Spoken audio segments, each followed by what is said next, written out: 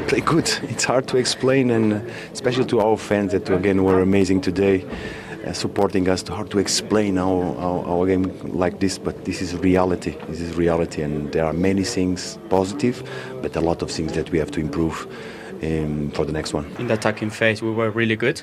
We know that we need to improve a couple of things, especially defensively, because sometimes the gaps are too big for us. But it is what it is. The good thing is that we won. The gap is now smaller with Aston Villa or the teams that are on top of that. But we are happy with the result, and we need to keep improving. It's hard to explain at halftime that you're losing 3-0 and then you're playing good and creating so many situations. Of course, we have to realize the mistakes that we made, and it's frustrating as a coaching staff. Took a seat from a set piece is something that we've been improving, and you knew in the second half that was the message. Anything can happen. We score early, and we create many situations. In terms of football, there are a lot of positives. A lot of goals, set pieces were involved, 3 for us, 1 for them. We are a team that gets a lot of corners throughout the whole season already, but we struggled a lot in the first half of the season to score from it, and we mainly conceded in games. Today we were able, again, because in the last few weeks we are more and more able to score from a set piece, and then the results start to look better as well. Yeah, he's absolutely right. They are profiting nicely from set pieces. 7 of their last 9 goals in the Premier League have come from set pieces, and they carried on with that today. Yeah, absolutely. This was a difference in the first half. West Ham were quite good and in general, but defending set pieces was really poor. We've just highlighted Castellanos and Ekitike, and if you keep an eye on them whilst the play develops, the corner comes in, they half clear it, Liverpool keep it alive, but keep your eye on Castellanos. He's an attacking player, so naturally he wants to go forward. He's not realised the danger that this isn't cleared yet. As he's on his way out, Ekitike stands still and he's too far off him. As we see it from the other angle, just show the detail in that touch and the adjustment of his feet to finish it. It's a lovely finish, really good touch. Well done, Ekitike. This is the second one. We've highlighted Virgil van Dijk, that we know is such a presence in the box, shows his strengths in there. As we pause it, if Aaron Wan-Bissaka is on the post, he now clears this when Van Dijk heads it, but he's not. He's left his post just by a couple of yards and he can't affect it at all. As we see here, Van Dijk, it's just sheer strength, this. Just right now, boom, get off. And he's got the ability and the core strength when he gets up there to guide that into the back post as well, where no one is standing. This is the third one. Again, we highlighted Castellanos. He does have a problem because he's trying to look after McAllister and Ekitike. He's got 2 people to worry about. He doesn't manage to deal with any of them. And now he's caught in between again, and Liverpool get the goal.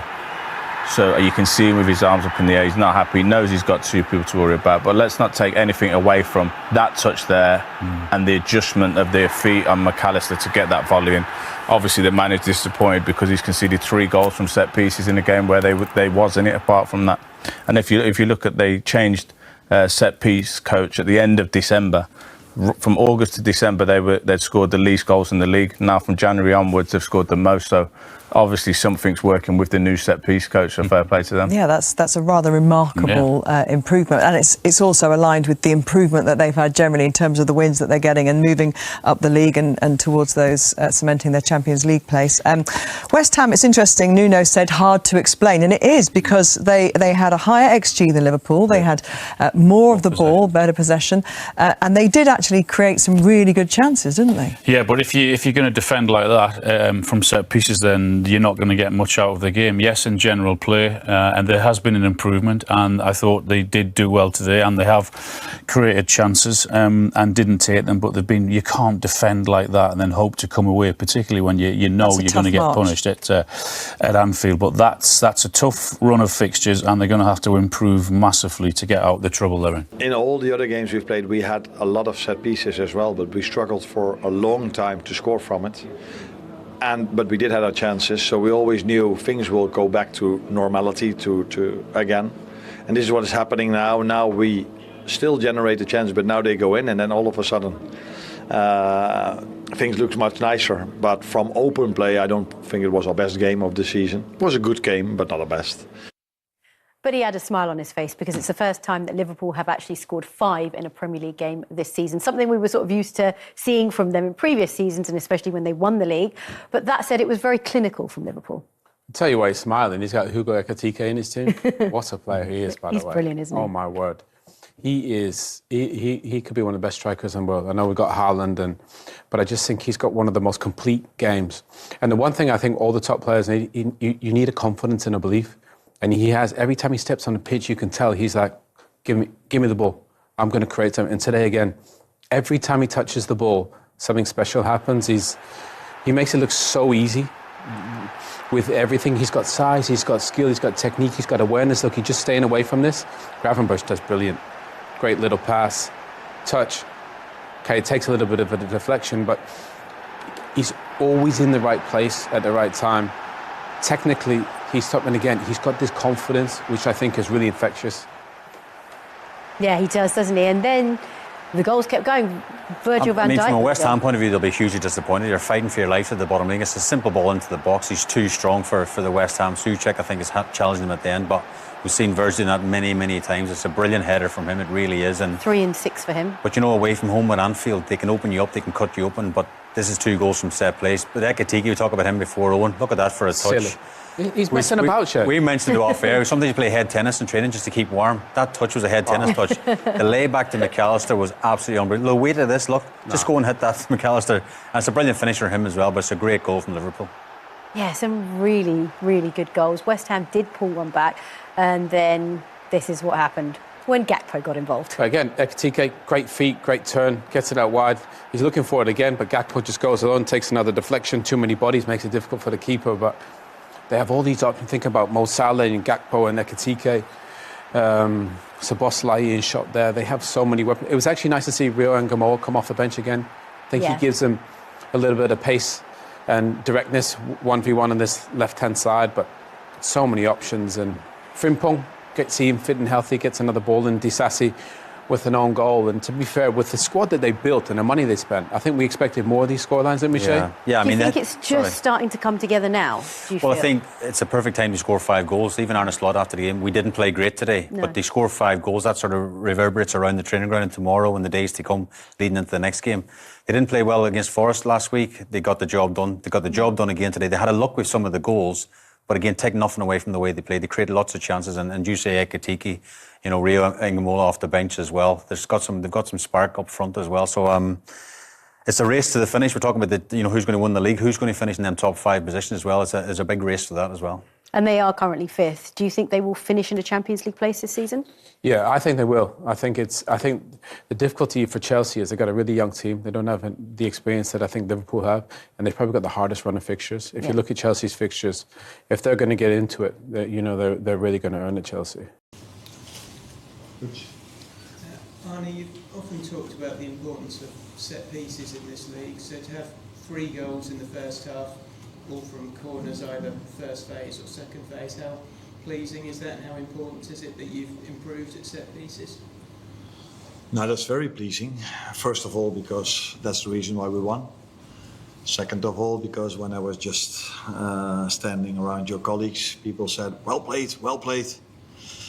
And I said, in my opinion, we've played better this season. We played okay to good, so we were okay to good, but it wasn't the best game of our season. We've played better when we've lost.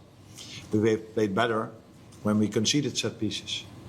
But as I always said, things went back to normal. We created quite a lot of chances from set pieces in the first part of the season. And almost every set piece we conceded went in. And today you could see exactly the opposite happening. I think one of their first big chances was a set piece that would have gone in the first 6 or 7 months, 100% sure. But now we didn't, and we start scoring from set pieces, and then things look much brighter and better than when you don't. And that's really pleasing for us, for the team, and for our fans as well. So the big question is, what's changed? Things went back to normal, mainly because I just said that we've created quite a lot of chances in the first half of the season that constantly did not went in, or constantly, too many times did not went in. With being unlucky, we were a lot of times very close. And even today, we conceded a set piece. They scored one, and we could have scored. They could have scored a second one in the first half. That would have been the first one then, but you know what I mean. Maybe one or two small details have changed defensively and offensively. I think our setup is slightly different. But the biggest reason is that things go back to normal. There was a period of time that we were 23 goals behind Arsenal in set pieces, including penalties, by the way.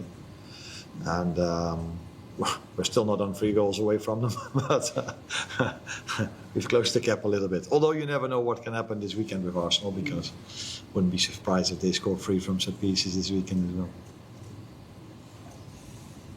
well. And when you say you played better this season, was it maybe just sort of on the hour mark when you was lacking a little bit of control or a bit frantic? Was that the big reference? No, that has happened, I think, more this season, that there were 3, 4, 5 minutes during a game where we struggled a little bit. But as I said here so many times, usually in those 4 or 5 minutes the ball went in. And if that then happens on 0-0, you have a different feeling because you're 1-0 down than when it happens at 3-0 up. I don't think there was ever a moment that they were close to closing the gap to 1 goal. They scored the 3-1. I think we had the biggest chance on 4-1 with Cody Gakpo. Then it took a while before we scored the 4-1, which was scored by Cody Gakpo as well. Came back to 4-2. We were having our chance again. So it was never under real threat, but I could feel the nervousness in the stadium. Because that, and that's of course makes sense, because so many times this season we've given away a very comfortable lead, completely unnecessary, but it did happen.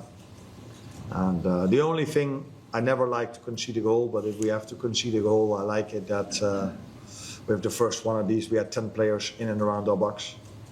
And sometimes it's a bit of bad luck that then the ball just falls with these 1 or 2 players of them when we had 7 or 8 over there. Or quality by the individual who feels I have to be there, Suchek. And that is to a certain extent something positive, because we've conceded goals this season as well, where not all of our players were back. Any further update on Florian with the Wolves maybe in mind on Tuesday? Yeah, I think that will be too early, but I said last week I didn't expect him not to be available for today. So sometimes in an injury things can develop in a positive way or in a negative way. Now we are thinking it doesn't have to take too long.